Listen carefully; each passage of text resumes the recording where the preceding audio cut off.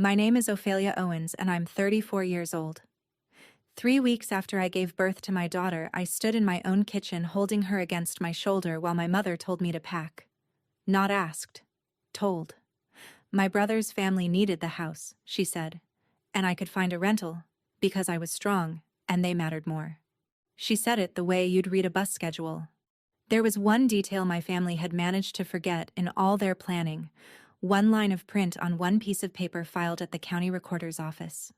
What my mother did to my daughter's nursery 2 weeks later still makes my hands cold, and what I finally said through the intercom that Sunday morning made her drop her phone on my front walk. Welcome back to Calm Drama Stories, where the quiet ones in the family finally tell you the whole thing, start to finish, in their own steady voice. If stories about family, boundaries, and the price of finally saying no speak to you, drop a comment and subscribe. This one begins in a kitchen that belonged to me. Before that kitchen scene can mean anything, meet the girl who paid for the kitchen. So let me back up. I've been a NICU nurse in Dayton, Ohio for 12 years. Neonatal intensive care, the floor where babies the size of your hand fight for their lives and panic is a luxury we don't prescribe. I put myself through nursing school on loans and double shifts at a diner. Nobody in my family came to my pinning ceremony because my brother Brent had a baseball tournament that weekend, and in the Owens family, that's just how the math worked. I was the strong one. That was my title, my job description, and as I'd learn, my sentence. When Brent needed money for his wedding, the strong one loaned it, and we all quietly agreed. Loaned meant gave. When Dad died 2 years ago and Mom couldn't cover the apartment alone, the strong one had a spare bedroom, didn't she? When anything in that family broke, leaked, failed, or cried, the family passed it to me the way you pass a dish to the person standing closest to the sink. And here's the confession that matters, the one this whole story turns on. I liked it. Being needed was the only currency my family ever accepted from me, so I kept paying it, year after year, and told myself the invoice would eventually come back marked with love. My mother has said many things to me since March, but the truest sentence anyone ever said about me came from my friend Rosa in the hospital break room. She said, "Offie, you've been tipping people your whole life just for letting you sit at their table." It took a newborn and a moving truck to teach me she was right. The house came before the baby, and I want you to know exactly what it cost, because everyone in this story would later get very casual about that. 6 years ago, at 28, I signed for a 3-bedroom on Marigold Lane, a tired little colonial with a crooked maple and a porch that sagged like a kind old face. The down payment was night shifts. It was 6 years of Christmases worked so nurses with kids could stay home, every holiday differential, every extra weekend, a spreadsheet I kept like a prayer. My name went on the deed, my name went on the mortgage, and the first night I slept there, I lay on the floor of the empty living room because I had a house before I had a couch, and I felt something I'd never once felt at any Owens family table. Landed. Mine. My neighbor Miss D, 70 years old and sharp as a tack, brought over cornbread the second morning and said, "A woman who buys her own house learns who she is. Honey. Usually the hard way."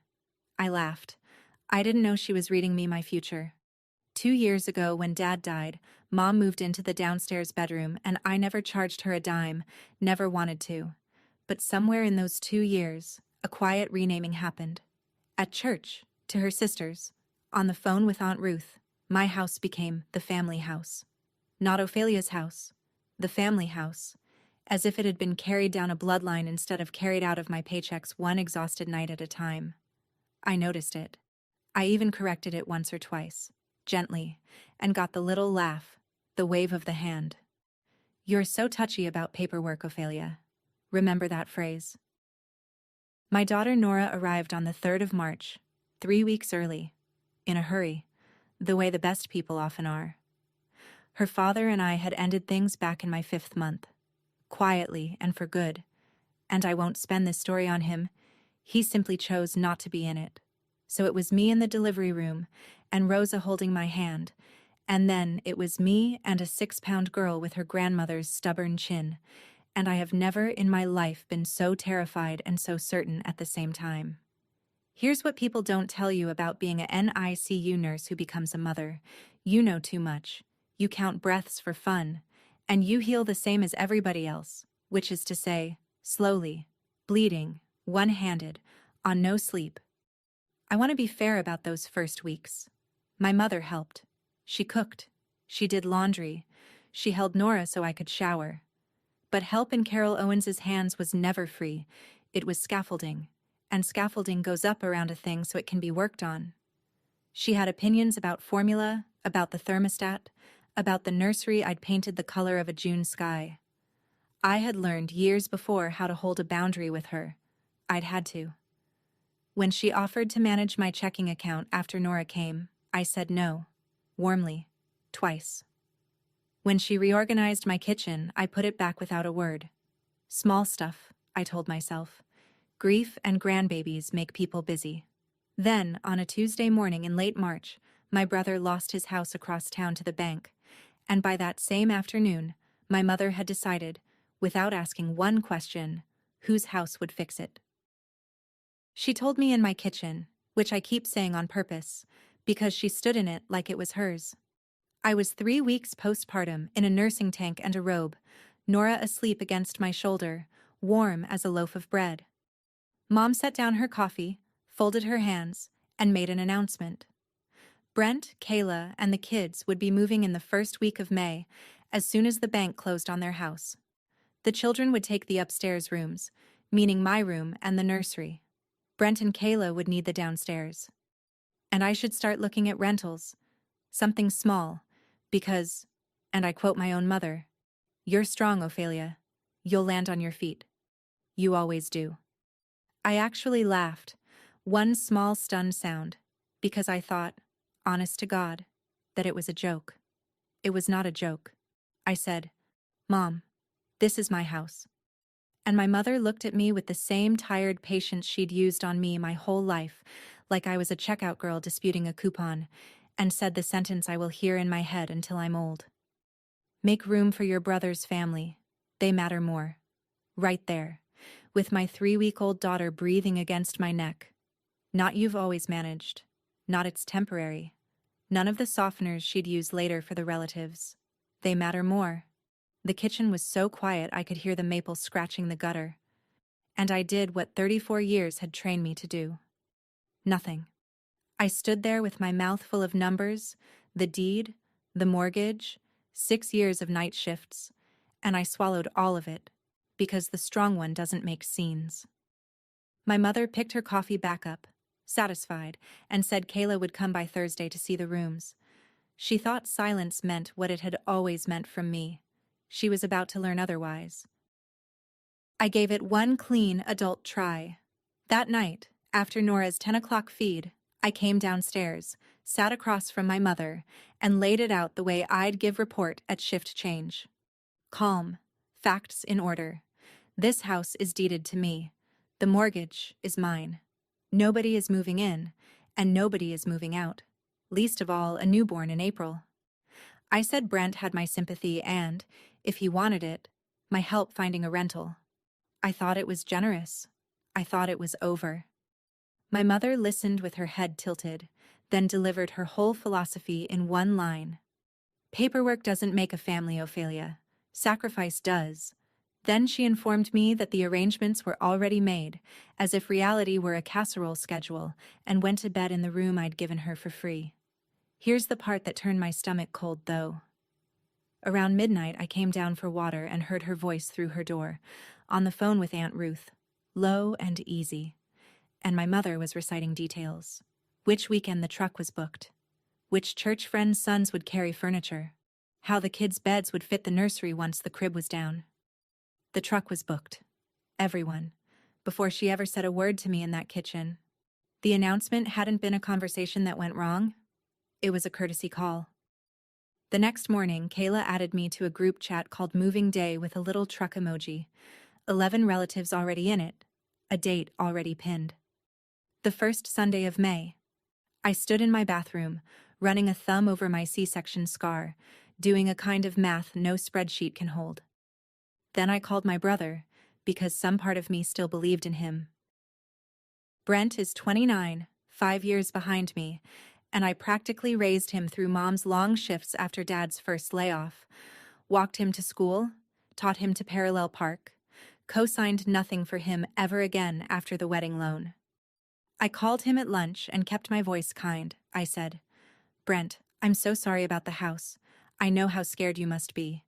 And I need you to hear me directly, not through Mom. You can't move into my home. I will help you find a place. I'll even help with a deposit. But this house has a 3-week-old in it, and it's not available." There was a long pause, and in it I could hear Kayla's television in the background, and then my little brother said, in a voice I barely knew, "Mom already promised us fee. The kids are excited about the yard." And when I said gently that it wasn't Mom's to promise, he sighed like I was the difficult one, like I was traffic, and said the family line. "You're the strong one. You'll be fine anywhere. It's different for us." I got off that phone and understood something with the specific clarity you get in triage. My brother was not going to save me, because my brother had never once had to save anyone. That had always been my shift. Aunt Ruth called an hour later, sugar-voiced, asking if I'd really let my nephews sleep in a shelter, which nobody was in danger of. Brent had 2 job offers and a severance. By supper, cousins I hadn't heard from in years knew a version of the story where I was hoarding a big, empty house against homeless children. The family narrative machine was running, and I had spent my whole life feeding that machine my own explanations and watching it grind them into whatever shape Mom needed. So I stopped explaining. I went upstairs, opened the fireproof box in my closet, and read my own name on the deed, twice, under the lamp. I started reading everything after that. Nurses' unions are good for many things, and one of them is a legal helpline nobody uses until their life catches fire. I called it on my next feed and fold afternoon, Nora asleep on my chest, notepad on my knee, and a patient attorney named Miss Alvarez walked me through the landscape of my own home like a surveyor. "Ohio," she said. "Your mother has lived there 2 years, receives mail there, that makes her a resident, likely a tenant at will. You cannot change the locks on her. You cannot set her bags on the lawn, no matter whose name is on the deed. If you want her out, it's written notice, 30 days, delivered properly, then court if she stays. Do it clean, or it comes back on you." I wrote it all down like discharge instructions. Then she said the other half, the half that mattered more. "Your brother and his family are a different species entirely. They don't live there. They have never lived there. If they show up, they are guests, and a guest enters your home exactly as long as you allow it and not 1 minute longer. If they try to move in without your consent, that's not a family matter. That's trespass, and you can stand behind your locked door and call the non-emergency line with a clear conscience." I thanked her and sat for a while in the quiet, Nora's breath ticking against me like a small clock. My family had a truck, a group chat, 11 relatives, and a story where they were owed my home.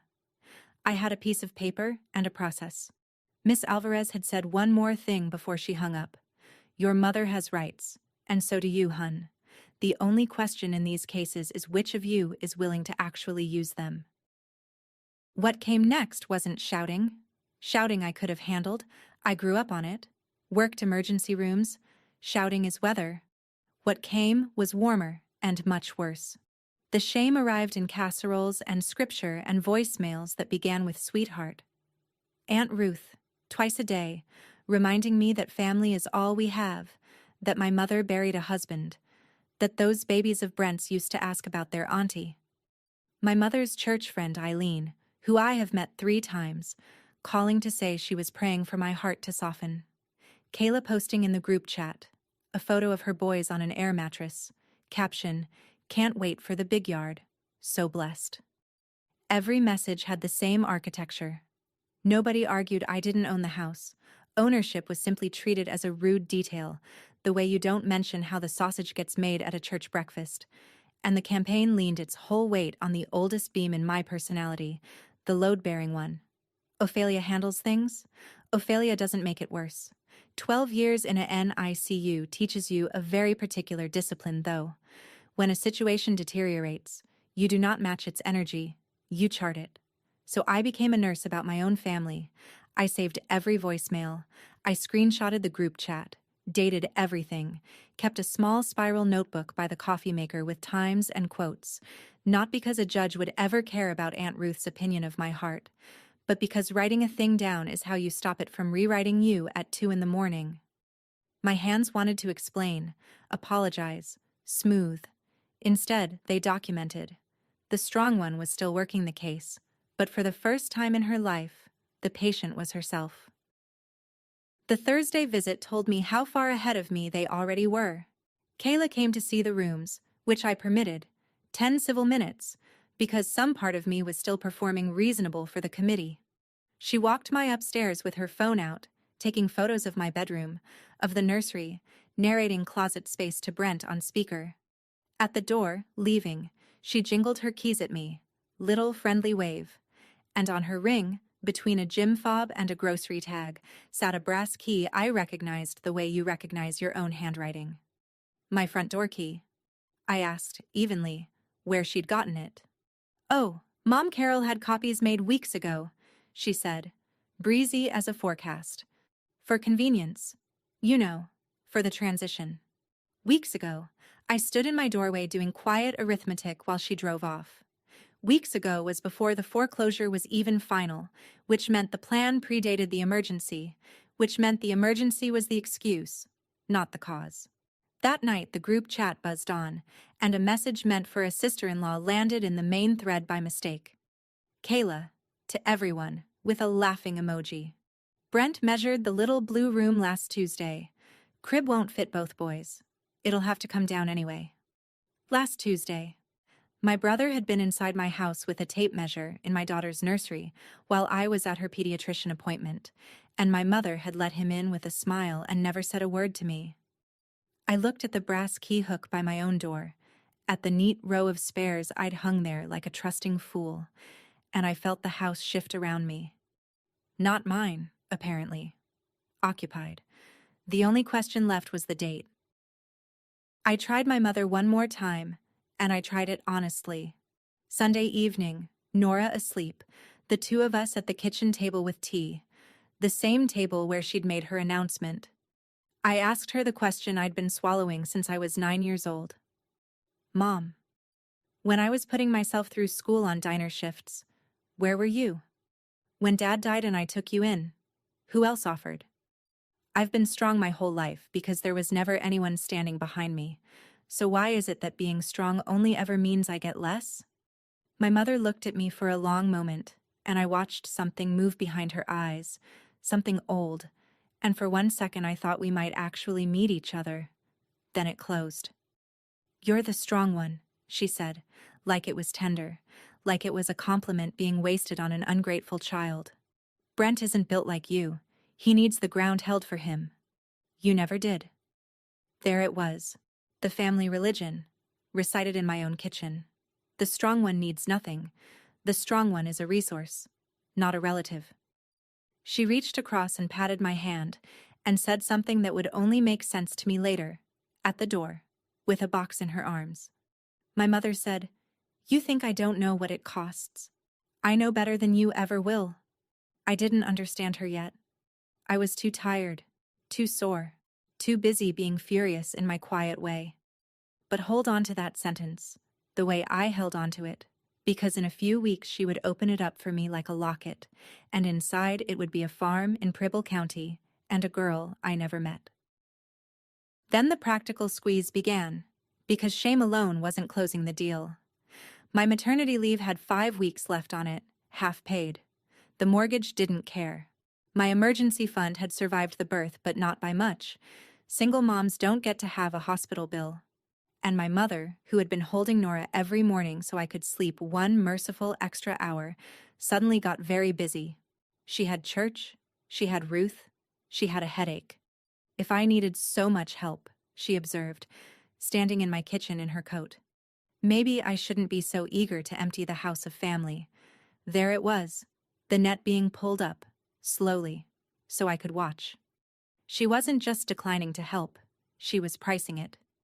Childcare, casseroles, a grandmother's arms at 3 a.m, all of it available again the moment I surrendered the keys. I want to be honest with you, because this is the part nobody says out loud. It almost worked. I was 6 weeks postpartum, underslept in a way that feels like being underwater, doing daycare math against a nurse's salary, and there was a version of the surrender that I could dress up as love. Family under one roof, cousins for Nora, my mother's hands back. All it would cost was everything I'd built and the last of whatever I was. What held the line wasn't courage, I'll tell you exactly what it was.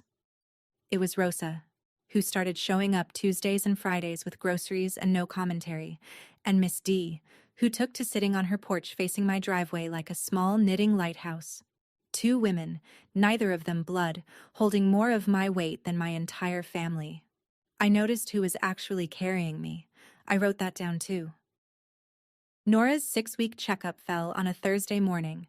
Perfect weight, strong lungs. The pediatrician called her a linebacker in a onesie, and for 1 full hour I was just a proud mother in a paper-curtained room. No group chat, no casseroles, no keys. We got home early, a little after 11. The garage door was open. My mother's car was in the drive, and Kayla's SUV was behind it, and I walked into my garage carrying my daughter in her car seat and stopped like I'd hit glass. My daughter's crib was in the garage, taken down, disassembled into white rails and slats, stacked neat as lumber against the paint cans. The mattress leaned beside it with the fitted sheet, clouds and little yellow moons still on it. Her mobile, the felt stars I'd hung while 9 months pregnant and crying at nothing, coiled in a hardware store bag on top.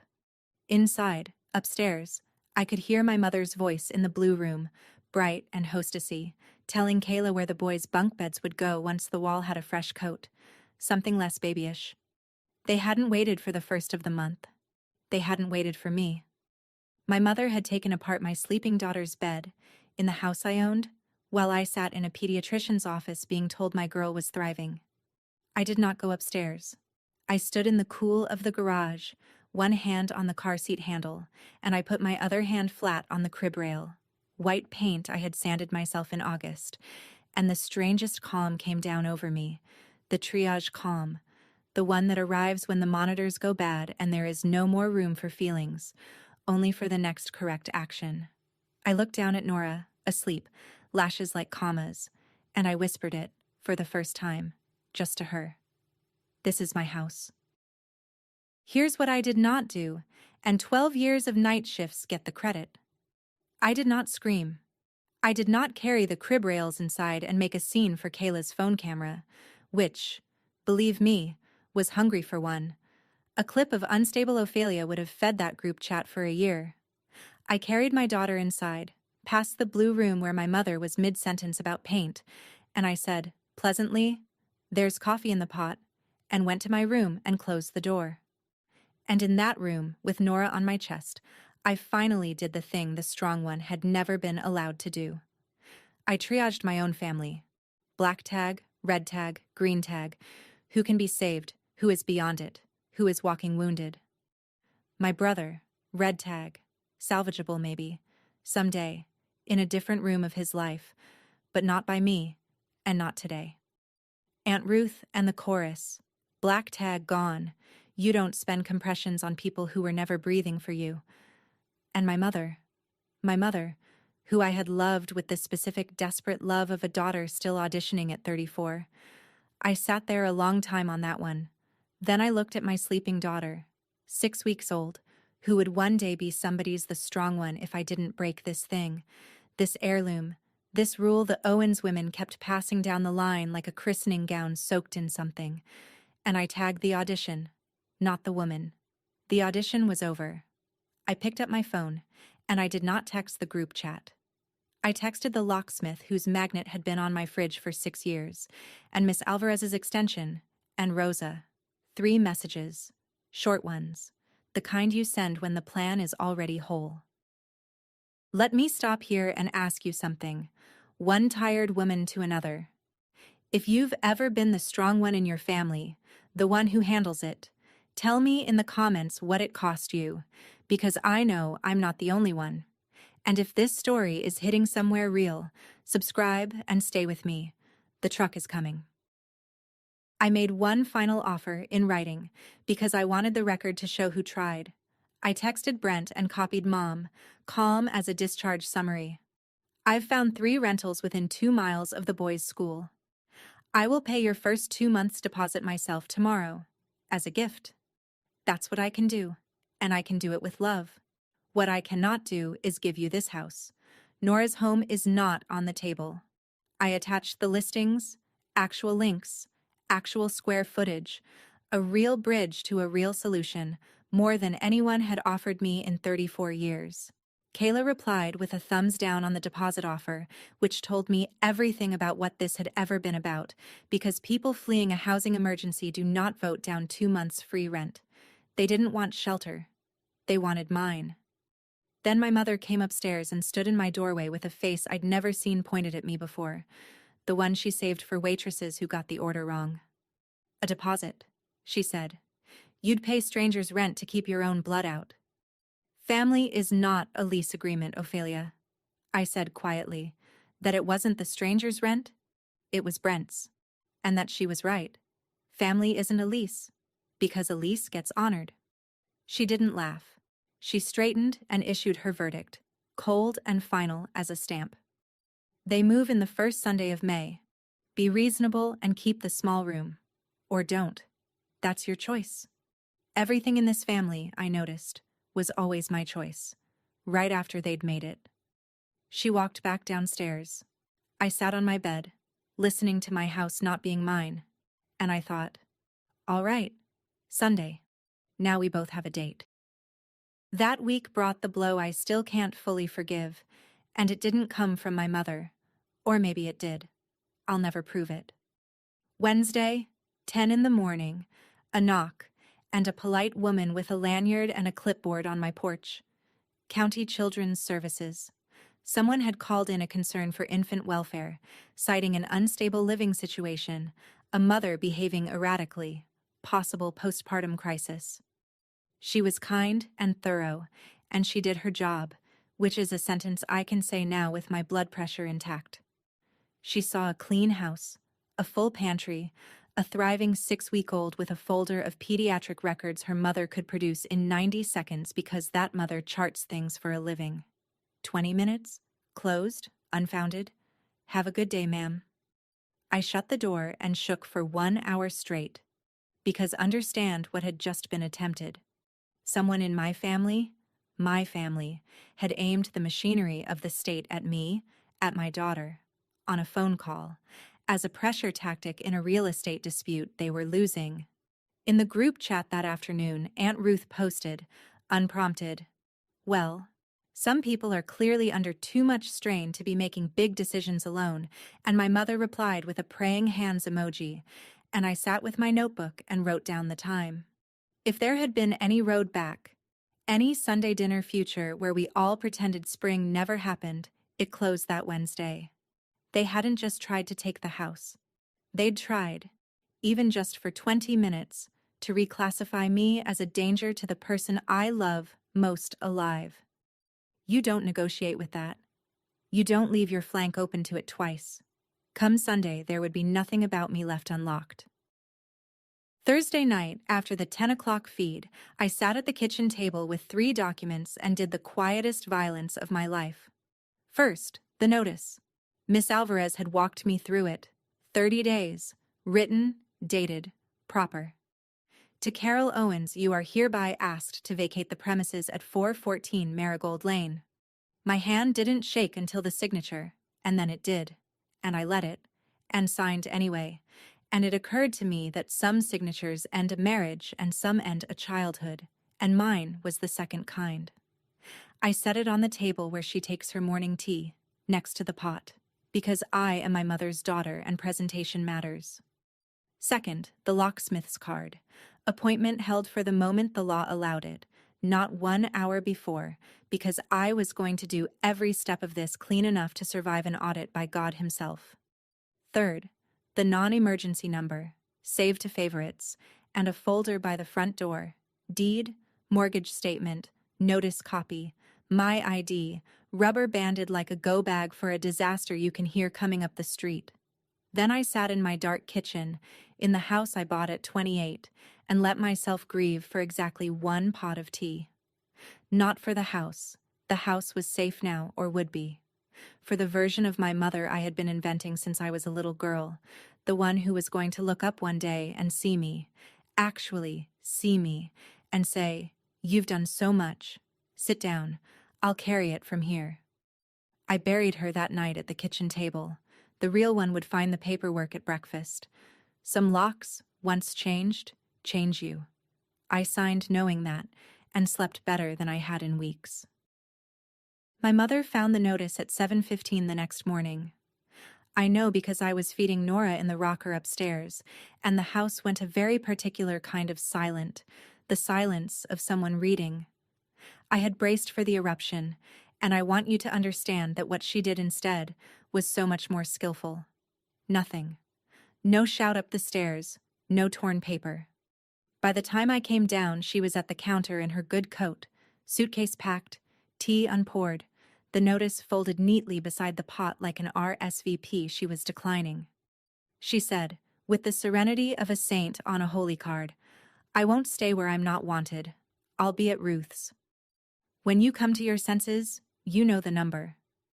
Then she kissed Nora on the head, not me, and wheeled her suitcase down my front walk with her spine straight as a fence post, pausing, and I swear this is true, to wave at Miss D's porch, ensuring a witness.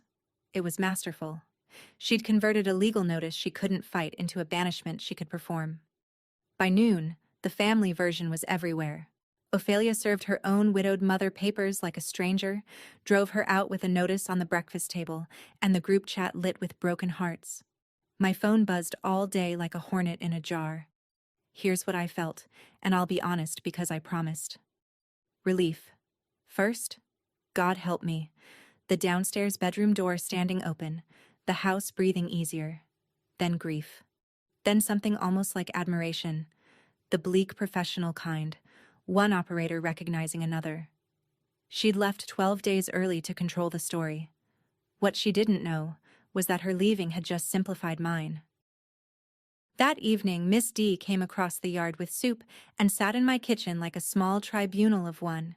She's 70, buried 2 husbands, raised 4 kids in that house of hers, and she doesn't do preamble. She said, "Your aunt called Darlene from the church about you, and Darlene called me. Want to know what they're saying?" I said not really, and she nodded, approving, and told me anyway, because information is ammunition, and she's generous with ammunition. Then she put her spoon down and delivered a small speech I intend to have framed. "Honey, I've watched you shovel that walk alone for 6 years. I watched you come home from night shift and mow at 7 in the morning, big as a house in July, because that grass wasn't going to cut itself. I never once saw a brother. I never once saw a moving truck full of help. I know whose house this is, and so does everybody on this street who has eyes. Let them talk in their group chat. The neighborhood has a group chat too, and you'd be surprised who's on it." I laughed for the first time in what felt like a month. A real one. Ugly and loud. And Nora startled, and we both laughed harder. It mattered more than I can explain. Not because I needed a jury, but because shame dies in daylight, and Miss D was daylight with a soup pot. Before she left, she looked at my new deadbolt, at the folder by the door, and said the thing that stuck. "You've been asking permission your whole life from people who are never going to give it. Locks are just a way of no longer asking." Sunday, she said. She'd be on her porch early, knitting, watching. The locksmith came Saturday morning.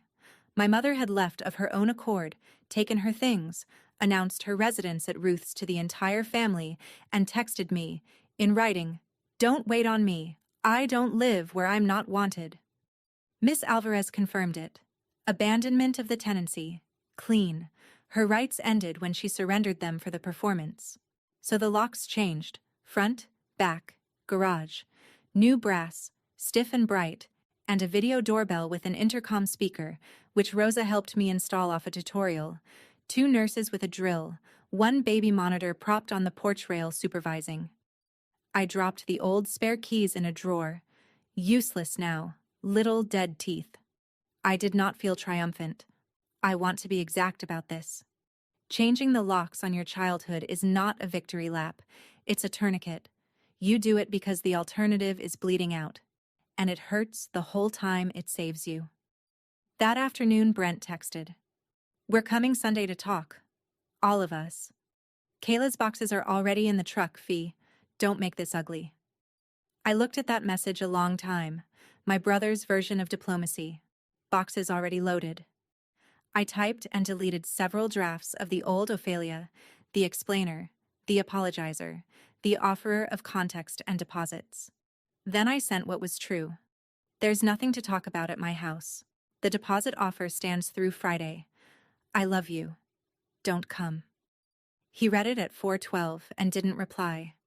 That night I fed Nora at 2, at 5, and between feeds I lay awake listening to my house, my quiet, mine, and somewhere across town, a truck sat loaded pointing at us. She came back once before the end, my mother, alone, on Thursday, for the last box from the downstairs room. I could have left it on the porch. I didn't. I let her in, watched, because some appointments your heart insists on keeping. She got the box, and at the front door she stopped, and without me asking, standing in the doorway with cardboard in her arms, my mother finally opened the locket. "When I was 19, she said, "my parents signed the farm over to your Uncle Walt. Preble County, 160 acres. I'd milked that parlor since I was 8. Walt was 17 and couldn't keep a tomato alive. But he was the boy, and the farm goes to the boy. That's what my mother told me in the kitchen, the same way you'd say rain's coming."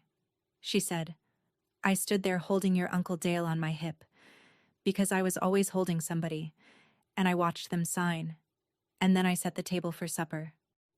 Nobody made room for me either, Ophelia. I carried it. That's what women do." And for one long moment I saw her whole, 19 and strong and invisible, standing in a kitchen watching her inheritance walk to a boy who didn't want it, and my anger had to move over and make space for something worse, which is understanding. My mother wasn't the author of this. She was a page in it, and she'd spent 40 years insisting the sentence that broke her was grammar. I said softly, "They were wrong, Mom, and you're doing it to me." She looked at me, adjusted the box on her hip, and said, "It kept our family together," and walked to her car. The door closed. Both of them. Rosa came Friday with groceries and stayed to ask the only question that still needed asking. She unpacked oranges like it was her own kitchen and said, "Okay, walk me through Sunday, and don't give me the nurse voice." So I laid out the price sheet, because I'd run it 100 times in the dark. If I held the line, I kept the house, and I likely lost my mother. Not for a season. Maybe for good. Women like Carol Owens do not forgive being survived. I'd be the villain at every funeral and wedding for a decade, the daughter who chose paperwork over people. Brent's boys would grow up on a story about mean Aunt Ophelia. And if I folded, I'd have my mother's hands back, and Sunday dinners, and the wide, warm lie of family under one roof, and the deed would still say Owens, just the wrong one eventually, and my daughter would inherit the christening gown, the one soaked in it. The strong ones rule. They matter more. Rosa listened, bagging the oranges into the bowl, and then she asked it. No nurse voice either. "Someday Nora's going to hear this whole story, Fee, probably from you, in that kitchen right there. Which version do you want to be telling her?" And there it was. Not whether I could survive being hated. I've been strong my whole life. I can survive anything. That was never the question. The question was, which story got told in this kitchen in 20 years, and who my daughter would learn to be while listening to it. Rent payer or homeowner. I picked up my phone, and I did not text anyone. I just checked the doorbell battery. Full. Good. Some prayers are just logistics said, kneeling. Before Sunday comes, I want your honest answer, not the polite one. Standing in my kitchen, Mother on one side, deed on the other. Would you have opened that door? Tell me in the comments. Truly, no judgment. Some of you have carried exactly this. And if you're new here, subscribe. The truck arrives in the morning. Saturday night, after the 10 o'clock feed, I couldn't sleep. And for once, it wasn't dread. It was inventory. The body walking the halls, counting what it loves. So at 2 in the morning, I did the thing I'd been saving. I went to the garage and I carried my daughter's crib back upstairs, piece by piece, white rails cool from the concrete, and I rebuilt it in the blue room where it belonged. Allen key, wing nuts, the little diagram I didn't need because I'd built it once already, 9 months pregnant, weeping at the instructions, which said assembly requires 2 people, and I remember saying out loud to the empty room, "Well, it's got 2," and patting my own belly. This time, nobody cried. I worked in lamplight with the door open so I could hear Nora's monitor, and every bolt I seated felt like a sentence being finished. My mother had taken this bed apart in an afternoon, easy as a pinion. Putting it back took me 40 minutes and 12 years and everything I had unlearned since March. When it stood, I put the cloud sheet back on the little mattress, wound the mobile, felt stars, and let it turn once, plinking its tune into the 2 a.m. quiet. And I sat down on the floor of my daughter's room in my house and looked at it the way you look at a campfire. Downstairs, the new locks held the doors. Across town, a loaded truck. In the morning, my family was coming to take this room, and the room stood ready, small and blue and completely spoken for. I checked the phone one last time. Kayla, in the group chat, to everyone, 9 a.m. Aunt Ruth's coming too. Pray for a peaceful day. I put the phone face down. Amen. They say soldiers sleep before battles, and I finally believe it, because I slept 4 straight hours and woke before the alarm, clear as glass. Sunday. I fed Nora at 5 in the gray light, her hand curled around my finger, and I looked out at the yard, the walk I'd shoveled alone for 6 winters, the maple I'd paid a man too much to trim, the grass I'd mowed enormous and pregnant in July. Every square foot of that view had my receipts on it. I did not rehearse anything. There was nothing to rehearse. That was the whole discovery of that spring. I'd spent 34 years drafting explanations for people who never read them, and I was done writing that genre. Instead, I did a nurse's morning. Shower. Coffee. Checked the folder by the door. Deed. Mortgage statement. Copy of the notice. ID. Checked the doorbell camera angle. The intercom volume. Tested it once with Rosa by text. Checked my own vitals. Hands steady. Breath even. Heart a little fast. Acceptable for the acuity of the shift ahead. Then I dressed us both. Nora in the yellow duck onesie because courage comes in sizes. Me in actual clothes with actual buttons. And at 8:40 I stood in my kitchen with my daughter against my shoulder and the morning sun coming through the window over the sink. And the house was so quiet I could hear the maple against the gutter. Same sound as March. Same kitchen. Different woman. I had opened doors for these people my whole life. Opened them smiling. Opened them tired. Opened them bleeding. I had never once, not one single time in 34 years, tried the other thing. At 8:51, an engine turned onto Marigold Lane, pulling something heavy. I moved my thumb to the intercom and waited for the knock. The U-Haul took 2 passes to park, which gave the street time to notice. Behind it came Kayla's SUV, then Ruth's sedan, a little convoy of certainty.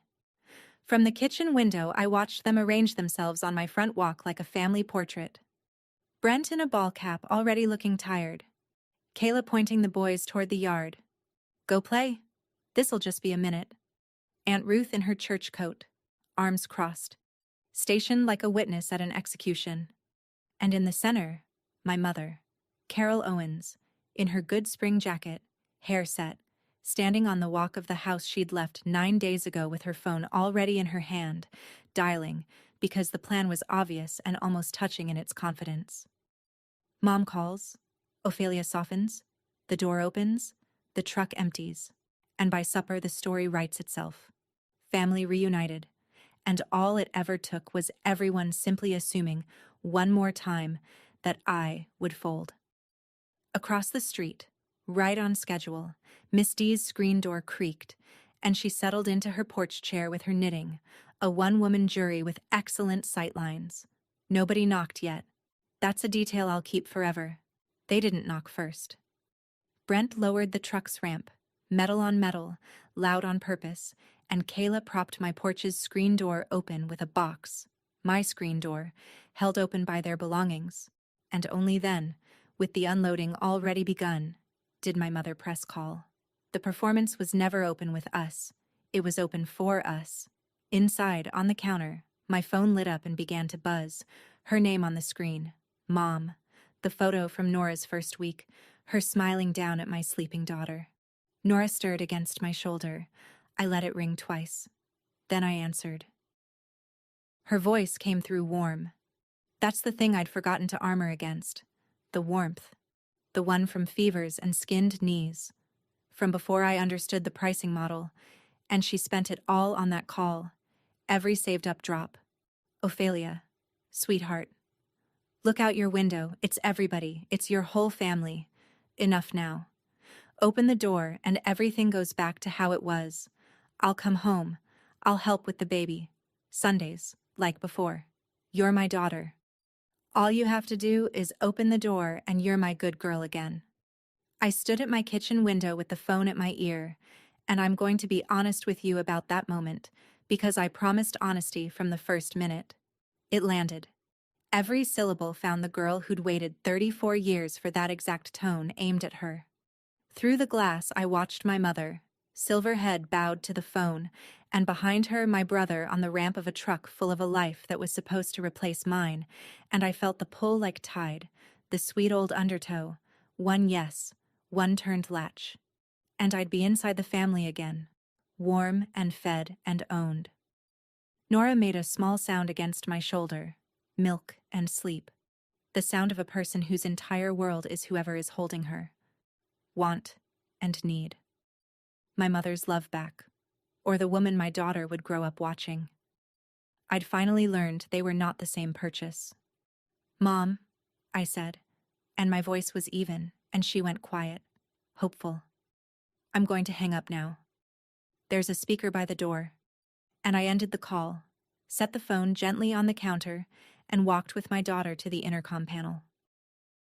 Through the doorbell camera, the fisheye showed them all, my mother closest, phone still raised, staring at it, Brent halfway up the walk with a box labeled Boys' Room in Kayla's handwriting, Ruth's chin lifted for the confrontation she'd dressed for. I stood in my front hall, Nora against my shoulder, thumb over the button, and it's true what they say about clarity. It doesn't feel like lightning. It feels like a room finally at its right temperature. I pressed the intercom. Outside, the little speaker crackled, loud enough for the walk, the ramp, the porch across the street, and I said it, even and unhurried, the sentence I'd whispered to my daughter in the garage over her dismantled crib. This is my house. That's all. I didn't list the mortgage payments. I didn't cite the deed book and page, though I know them by heart. I didn't say what 34 years had cost or read the receipts I'd been drafting since March, because explanation was the tax I'd been paying my whole life, and the audit was over. One short sentence into a $9 speaker. On the camera, I watched my mother's face do something I had never seen it do. Stop. The script died in her hand. She looked at the speaker, then up at the door she'd swept past for 2 years, the kitchen she'd commanded, the walk she'd waved from like a hostess. And I watched it land, physically land, that the door was not going to open, that her daughter, the reliable one, the strong one, the yes-shaped one, had a working lock and a spine behind it. Her hand loosened, her phone dropped, hit the brick edging of my flower bed, and cracked face down on the walk, glass on stone, sharp as a bell in the Sunday quiet. Nobody picked it up. The boys stopped on the lawn and looked. Brent set down the box marked Boys' Room very slowly, like it had suddenly tripled in weight, which, in a way, it had. Ruth surged for the doorbell, jabbed it, leaned in, hollering about family and shame and the street hearing all of it. Exactly as I'd expected, so I did the only thing left on my checklist. Calmly, evenly, I said, "You're on camera, you're trespassing, and the police have already been called." Then I stepped back from the speaker and let the morning do its work. The non-emergency officers arrived in 11 minutes. No lights, no drama, two professionals on a Sunday shift who had clearly seen 100 driveways like mine. I opened the door for them. Only for them, first turn of the new lock, and handed over the folder. Deed, mortgage, the notice. My mother's own text about not living where she isn't wanted. One officer read, the other listened to Ruth deliver a sermon about what family used to mean in this country. It took a quarter of an hour to unwind. That's the part the movies never show you, how administrative the end of a war is. The officer explained to my brother, patiently, that ownership wasn't in dispute. The county's records were a phone screen away, that nobody currently resided there but the owner and her child, and that they needed to load their ramp and go. Brent went first, and this is the detail that told me who he'd always been. He seemed relieved. Ordered off my property, my little brother looked lighter, because a uniform had finally taken the decision out of everyone's hands, which was the only place Brent had ever been comfortable keeping decisions. Kayla loaded her propping box back into the truck with her jaw set for a story she was already editing. Ruth announced she would pray for me, and the officer said that was allowed from the sidewalk. And my mother. My mother stood one more minute after the truck's engine caught, alone on my front walk, cracked phone in her hand now, looking at the door. Through the camera I watched her, and my thumb rested on the intercom, one press away from something, an apology, a goodbye, a benediction. I don't know what. I didn't press it. Forgiveness and an open door are different sacraments. She got in Ruth's sedan, and the street emptied, and it was over. When the last engine faded off Marigold Lane, I unlocked my door and stepped out onto my own porch with my daughter, into the ridiculous, ordinary sunshine, and the neighborhood was pretending very hard not to have watched, curtains resettling, a lawnmower starting somewhere out of respect. On the walk, in the flower bed brick, a small spray of phone glass glittered like the world's saddest confetti. I'd sweep it up later. Mine to sweep, like everything else on that walk. And for the first time, the thought arrived without any bitterness attached. Just fact. Warm as the railing under my hand. Across the street, Miss D lowered her knitting, looked at me over her glasses for a long moment, and lifted her coffee mug about an inch, the way you'd toast a ship coming into harbor. No fuss. All meaning. "Coffee's on," she called, "whenever you two are ready." And that's when I cried. Not during the announcement in March. Not in the garage over the crib. Not signing the notice. Not with my thumb on that intercom button. Through all of that, my eyes had stayed as dry as triage. I cried on my own porch in the sunshine with my daughter waking up against my neck. And it wasn't loss. Or not only. It was the specific, bone-deep weeping of a woman who has set down something she'd carried so long she'd grown around it. The strong one, it turns out, was never the one who carried everything. She was the one who finally learned what to put down. I wiped my face, kissed my daughter's head, and we went across the street for coffee. 6 weeks later, the dust had chosen its patterns. Brent and Kayla took an apartment 2 miles from the boys' school, one of the exact listings I'd sent, and my 2 months' deposit went through on a payment app, accepted within the hour, no thank you attached. I didn't need one. The accepting was the sentence. My mother stayed at Ruth's a while, then moved in with Brent and Kayla, and by August I was hearing, through the cousins who quietly kept speaking to me, that she had opinions about Kayla's kitchen organization and the boys' bedtimes, and whose name was on that lease. And I confess there are evenings I think about that arrangement, my mother and Kayla under one roof, both of them certain, and I have to put my tea down. The family split the way families do, not in half. In fractions. Ruth's wing went silent toward me, which was quieter than I expected and easier than I feared. But an aunt I barely knew mailed a onesie. A cousin dropped a stroller on my porch with a note. No message, just, "This served us well." The quiet ones, voting the only way quiet people vote, by parcel. At work, I went back part-time, and Rose's Tuesday-Friday grocery runs downgraded to Friday wine. And here is the accounting I owe you plain. It cost what I said it would cost. My mother has not apologized. Women like her don't. The language isn't installed. I am the villain in a story being told at tables I'm no longer invited to, and some nights that still aches like weather in an old fracture. "You're the strong one," they always said, meaning, "You can take it," meaning, "We don't have to ask." They were half right. I could take it. Strong was never a reason to take things from someone, though. It was just their excuse, and I've retired it from my house. In September, a letter came, my mother's handwriting, the careful cursive of a woman taught penmanship by nuns. No apology in it. I'll save you the suspense.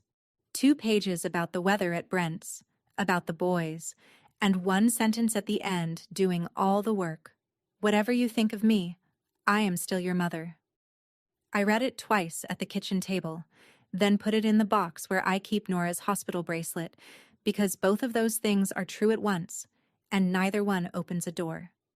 I looked over at my daughter in her swing, fists boxing the mobile, mighty and 8 pounds, and I said out loud, to her, to the kitchen, to every Owens woman who ever set a table while her inheritance walked past her, she matters more. The door stays locked. The mail slot works fine. If you carry one thing out of my story, carry this. Love that has to be paid like rent will never buy you a home, so build the home first, on your own name, and then let in only the people who knock softly. I spent 34 years tipping my own family for the privilege of a chair, and the day I stopped paying, I found out the chair had been mine the whole time. Think of where this story